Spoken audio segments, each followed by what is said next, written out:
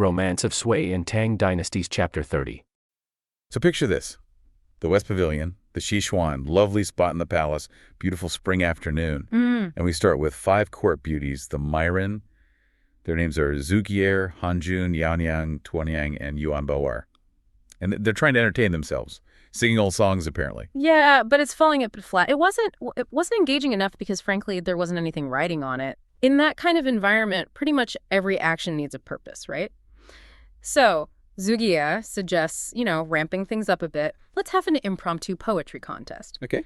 Jijing Tiking, composing verses on the spot, and the theme, those green willow trees nearby, the Yangli you hear. And they immediately set the stakes, which sound almost trivial at first glance. Deceptively so, yeah. Yeah. The winner gets 1 pearl, a Mingzhu yake.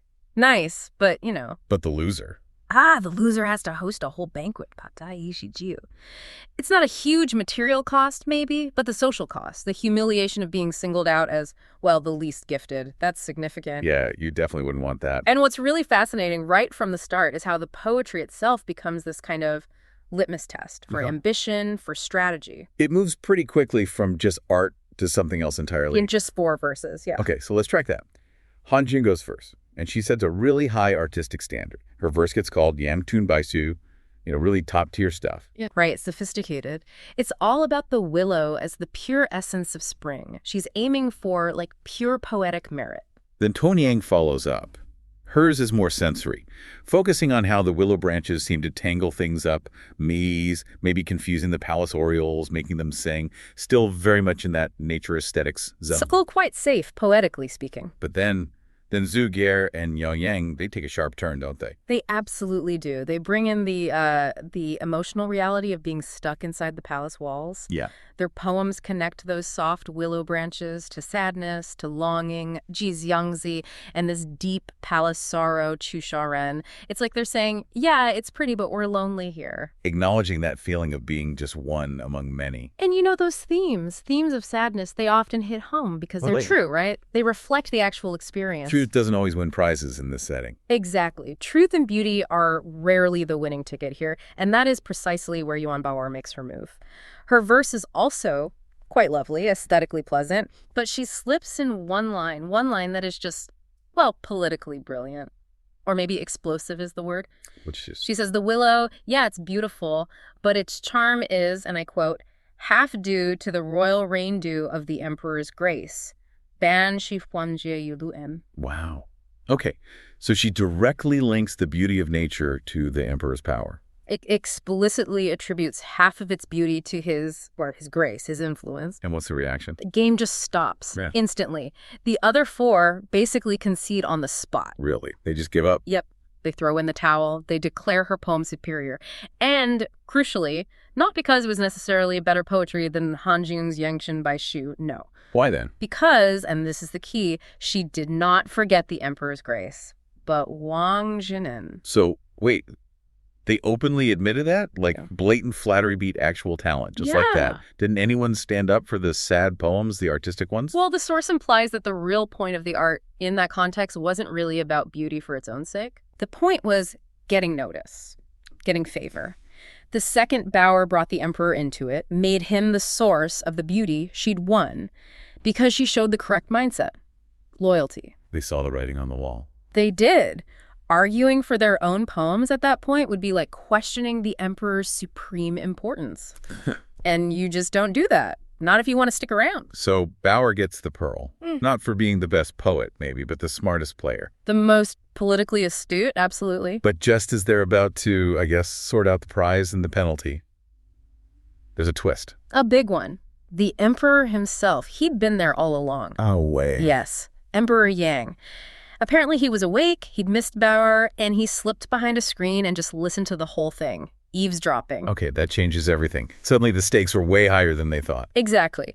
They weren't just performing for each other, they had the ultimate judge listening in the whole time. So he steps out. What does he say? Does he, call them out?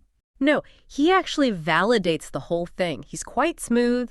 He doesn't dismiss the others. He praises them, graceful meaning, clear singing, acknowledges the effort. But he confirms Bao'er won. And he specifically points out her cleverness, her recognition of his His Grace, the royal rain and dew. He's basically saying, this is how you get my attention. It's a masterclass in reinforcing desired behavior, and the reward structure, it totally backs this up. How so? Everyone gets something, a consolation prize maybe, 2 bolts of really nice silk each, Wulin Shujin, luxurious stuff. Okay, fair enough. But Bauer, the winner, she gets another 2 pearls on top of that, 2 more pearls. Oh, wow. And the emperor says exactly why the royal favor must be thicker for her. He's explicitly rewarding her strategic flattery, doubling down on it. That's incredibly direct. He's making it crystal clear what gets rewarded. It's the clearest signal possible, isn't it? In any competitive place, whether it's, climbing the corporate ladder or navigating an imperial court, you need to know what works. And he just showed them, acknowledging my power is worth double just being talented. Because the things are getting pretty intense, very strategic. And then the mood shifts again. Oh, completely. It just veers into this brilliant, almost slapstick farce. Right then, the other wives and consorts arrive. The Zong Feren, higher-ranking ladies. Drawn by the commotion, maybe. Probably. And the emperor, he gets this sudden urge. He decides he wants to hide from them, like a game. He wants to play hide and seek, the emperor. Apparently. But, he still wants to win. The hiding spots they suggest first are just hilariously bad. Like what? Like a short screen, his feet would stick out. Yeah. Or behind a fake rock and some banana leaves. But he points out the wind might blow the leaves away. He's taking his hide and seek seriously. Can't be caught looking silly. He's still the son of heaven, even in a game. But then Zhu Gear, remember her, the one who wrote the sad poem? Yeah. She comes up with the perfect spot, shows some real tactical thinking, a big carved wall cabinet, a bichu, spacious, decorative, crucially, he could probably peek out. A wardrobe. Basically. Sort of, yeah, built into the wall. And the text says King Sheni Yu, he lightly leaps inside. The Emperor of China lightly leaping into a cabinet. That's quite an image. It's pure gold, isn't it? It just reminds you, beneath all the ceremony and power, he's still, enjoying this human drama, this game. So the consorts arrive. Do they fall for it? Not really. They see his carriage outside, so they know he's around somewhere. Oh. But they realize it's a game, a psychological one, and they start strategizing how to flesh him out. And the idea they land on from Su Furen, it's maybe even more flattering than Bauer's poem. What do they suggest? They figure the only way to get him to reveal himself isn't to actually find him, but to threaten his favorite. Su Furen says, basically, let's pretend to kidnap Yuan Bauer because the emperor cannot be without her. Whoa, that's bold. It's ruthless, but brilliant. They recognized his attachment was the key leverage point. It's like pure court strategy, but wrapped up in this playful game. Yeah. They're basically saying, we see who you favor, Emperor, and we know that's your weak spot. And it works perfectly. Hua Furen notices a tiny movement in the cabinet, opens the latch, and out he pops. Tao Chu Yigi Yang Di Lai. He leaps out laughing. He wasn't mad at all. He liked it. He was delighted, thrilled that they understood his game, understood his attachment to Bauer, and played along so cleverly. Okay, so his hiding game ends, but their successful maneuvering kind of raises the bar, doesn't it? It totally shifts gears. Now you've got the original 5 beauties and these higher-ranking consorts all together. The competition has to reflect that. So no more simple willow poems. Nope. They decide on something more formal, more serious, a proper poetry gathering, a Xiwen Huiji, and the theme now is much deeper. Xi Huai Fuji, expressing feelings, aspirations, ambitions, really. Stakes are definitely going up. Way up. The emperor agrees. He even summons the rest of the consorts to get the full 16 courts represented. Not everyone makes it. Right. And this is important. We get these 2 little footnotes about who's missing, and they're stark reminders of, well, the cost of failure in this system. Who's absent?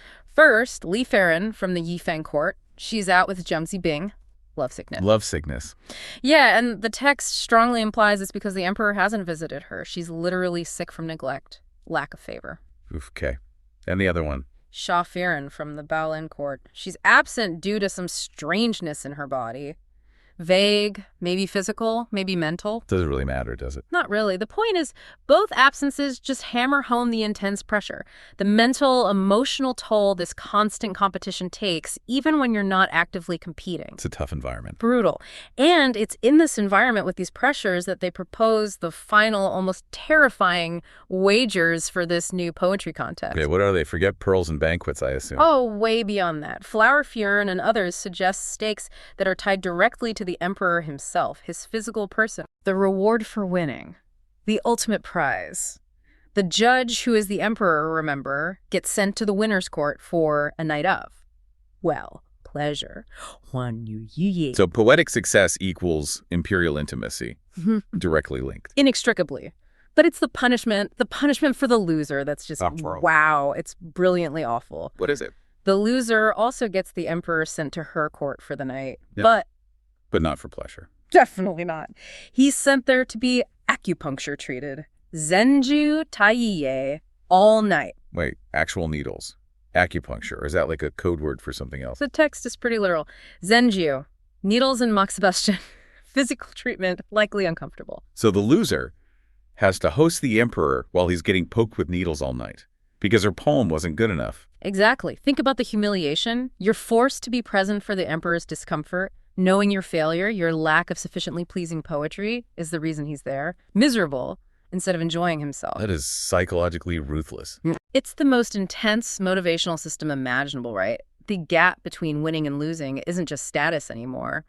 It's pleasure versus pain, intimacy versus clinical alienation. It guarantees everyone is going to bring their absolute A game, or rather their absolute A+ flattery game. Precisely. The cost of failure is now literally painful for him, which makes it excruciatingly embarrassing for her. So what does the emperor think of this unique reward and punishment system? He absolutely loves it. The text says he laughs uncontrollably. The Shabuzi just finds it hilarious and brilliant. Of course he does. He tells him, great idea, proceed, I'll judge fairly. He's just reveling in the drama, the high-stakes intensity he's created around himself. And the scene ends there with him laughing. Almost. It ends with this perfect visual.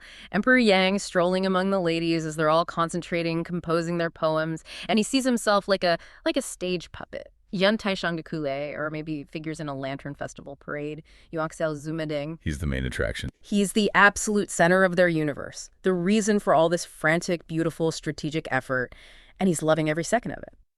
Until Empress Xiao decides things need to be a bit more formal. A messenger arrives, summoning the emperor to the Magnolia Court, the Yunun, because the flowers there are apparently in perfect bloom. So it's a summons, not an invitation. The games are over. Precisely. And you see the power dynamic instantly. The ladies who were just playing this game, the Dainluo ladies specifically mentioned, they immediately back off. They tell him he has to go. Yeah, and they say explicitly they can't risk displeasing the Empress by just tagging along. They know their place. It shows who really controls access when it counts. The emperor sort of agrees, right? He says maybe later, if the mood is right. He does, yeah. But it highlights that difference between his downtime and, official court appearances orchestrated by the Empress. Okay, but then favoritism kind of throws a wrench into the Empress's plan, doesn't it? It does. As the Emperor is heading out near the Jade Mountain mouth, he bumps into another court lady, Lily Lady, And she's late, trying to make excuses. Right. She says she just woke up, got delayed, clearly hoping to sort of fade back. But the Emperor isn't having it. He stops her. Stops her, makes a joke about her having love sickness, which, immediately signals how close they are. He completely overrides her hesitation. And pulls her into the carriage with him. Right into the carriage, sits her next to him. It's a very public display. And he even promises to stay at her court later that night. Big statement. So in an instant, she goes from being late and potentially in trouble to being the chosen companion, heading right into the Empress's territory. Exactly. Which makes the next scene, the poetry session at the Magnolia Court, suddenly feel, pretty high stakes politically. Right. So they get there, exchange pleasantries, and then the Empress asks the ladies to sing their willow songs again, the ones they were doing earlier. Mm-hmm. It feels like she's maybe reasserting control, testing the atmosphere, especially with Li Lady now present as the Emperor's obvious favorite. This is where courtly intelligence really comes into play. It's not just about singing nicely. Not at all. It's about navigating the politics. And this brings us to Yan Bear. She's mentioned as Colleen. Okay, what does she do? She's the last one to sing, and she refuses to just repeat her earlier verses. Instead, she improvises. Oh, risky. Very, but brilliant. She starts with praise for both the emperor and empress, something like, 9 heavens have spring like a sea, very grand. But then comes the crucial part. Which is? She immediately humbles herself. She calls herself just a small court maid, Colleen, and then adds, this is key, that she wouldn't dare boast of the emperor's reign and dew. Okay, let's unpack reign and dew. That's a standard metaphor, right? Absolutely standard. It means imperial favor, grace, the blessings flowing down from the ruler. So by saying she won't boast about it. She's not denying she might receive favor, but she's publicly acknowledging that the empress is the one who sort of manages or mediates that favor within the inner court. She's showing deference to the empress, basically saying, I'm not trying to step on your toes or claim special status.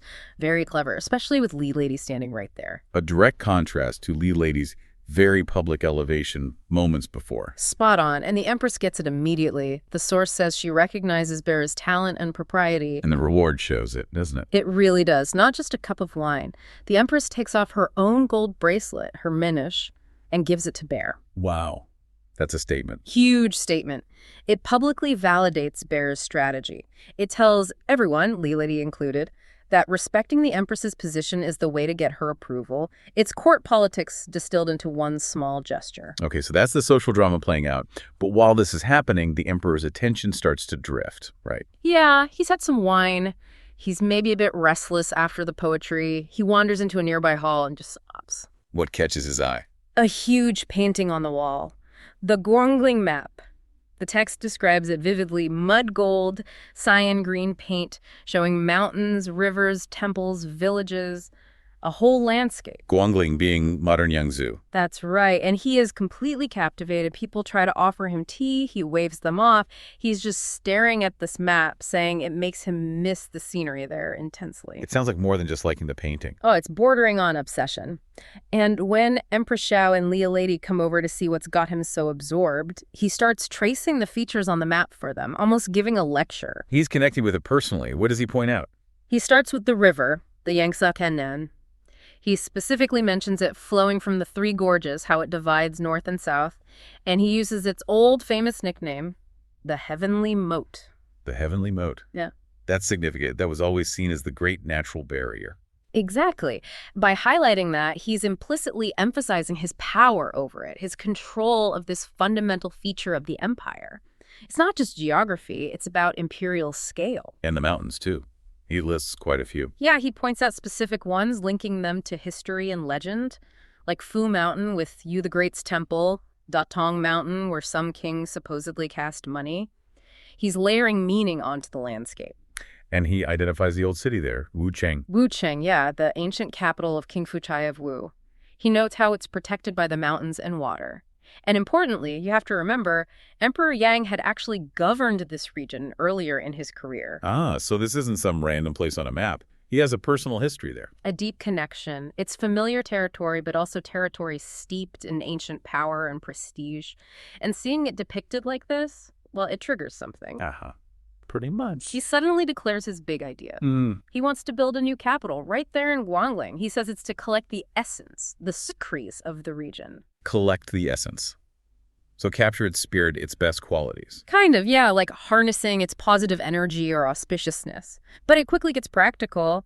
Lady makes a comment, maybe thinking of the existing city, like, isn't it a bit small? And he corrects her. Immediately, he points to a specific area on the map, saying this area covers over 200 lyth, which he points out is roughly the same enormous size as his Western Garden complex, the Hor, back in the main capital. So he's already thinking on a massive scale. Totally. He's already designing it in his mind. 16 palace compounds, just like the Western Garden. Terraces, towers, bridges, ponds, the works. The source actually says he was clapping and dancing with joy. Yeah. It's an incredible image, isn't it? The ruler of the empire literally dancing in front of a painting because he's so thrilled with his spontaneous plan for a massive construction project. It really shows the power of imperial whim. One look at a map and boom, national policy is potentially changing. An idea born from art appreciation is suddenly a potential state directive. But there's a snag. A practical problem. Okay, what's the issue? The Empress gets caught up in the excitement, too, suggests they should plan a visit soon, but the Emperor immediately thinks about the journey itself, and he complains. The current route is a dry road. He dreads the thought of all that dusty, slow travel testing. The text uses the phrase, hiset, che'en mazu, chariot dust and horse hooves. Especially with his huge entourage, all the concubines. Right, not exactly a pleasant imperial progress. His grand vision is already hitting a logistical pothole. Exactly. His enjoyment of this future paradise depends on getting there comfortably and the current way. Unacceptable. And this is where Lee Lady, still kind of riding high on his favor, chimes in again. She does. She asks, maybe innocently, maybe strategically, well, why not find a water route and build lots of dragon boats? Dragon Boats. So travel by river in style. That's the idea, and it seems to strike a chord. But his first reaction is actually dismissal. He looks at the map again, probably tracing the Yangtze, and says something like, no, that's too far, it doesn't connect properly. So he shoots it down initially. Yeah, too far, cannot connect. He seems fixated on the limitations. But the Empress steps in. The Empress does. Maybe sensing his frustration, maybe seeing the appeal of a water journey herself, she gently pushes back. She tells him not to be so rigid, suggests he should consult his ministers. You know, maybe there's another water route they could figure out. Ah, so using the official channels to solve his personal travel problem. Precisely. It gives his desire a path forward through the bureaucracy. It's the final nudge he needs. The personal wish now has political momentum. And the speed here is just remarkable.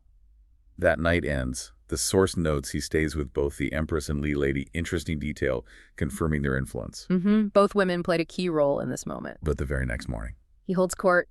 No messing around. He basically issues an imperial decree. The ministers need to figure out how to dig a river, a canal, basically. They go straight to Guangling so he can tour there easily. Just like that. Dig a river. Just like that. We're talking about what becomes a massive section of the Grand Canal. Millions of laborers, immense cost, reshaping the economic geography of China for centuries. All kicked off by this demand for a comfortable boat trip? What was the reaction from the ministers?